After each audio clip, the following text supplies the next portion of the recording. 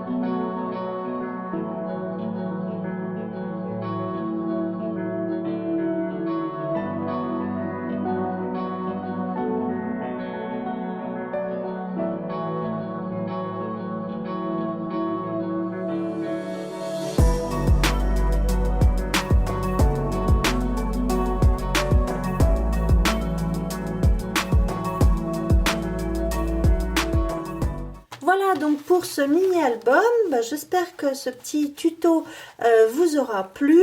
Alors comme vous voyez effectivement avec du coup avec toute la déco, mes petits disques sont, enfin mes disques sont un petit peu trop petits. Mais du coup, voilà, j'ai essayé d'en mettre des plus grands et puis finalement, je suis revenue à ceux-là parce que finalement, ça ne me dérange pas plus que ça. Voilà, d'avoir un petit album tout bien rempli comme ceci. Donc, il se présente comme ça à l'arrière. Je vais mettre un petit peu peut-être mon logo, mon nouveau logo. Et puis, donc avec ce style de fermeture, avec ce grand die-cut, j'y ai rajouté un cachet de cire. Voilà, et puis donc pour l'intérieur, vous avez vu un petit peu pendant la vidéo. Je ne vais pas vous remontrer tout parce que voilà, il y a des photos que j'ai envie de garder un peu privées. Je vous remontre l'avant comme ça, enfin la première couverture de ce mini-album. Donc j'ai utilisé ce mot shooting, c'est du plastique, hein. Il me semble que ça vient de Graffiti Girl. Je suis pas sûre à 100%, mais il me semble que c'était un embellissement comme ceci de chez Graffiti Girl. Donc il était tout blanc et puis je suis venue simplement mettre comment ça s'appelle, du nouveau, donc du nouveau dans cette couleur là. Pour lui donner cet aspect un peu plus glossy comme ça et lui donner la couleur que je voulais. Et puis donc ça tient parfaitement dessus, il n'y a aucun souci. Voilà, j'ai juste remis des petits dots ici en cire et puis donc un petit arrangement avec des die cuts. En tout cas voilà, bon, moi j'ai pris beaucoup de plaisir à faire ce petit album avec cette collection que je trouve tellement printanière, même estivale, je sais pas. J'ai donc utilisé des photos sur 3 années en fait. C'est vraiment des photos que j'apprécie particulièrement, simplement de ma famille, donc de mon mari et de mes 2 enfants. Des photos en noir et blanc parce que je trouve que avec les couleurs ça aurait gâché un petit peu les couleurs tellement belles de cette collection.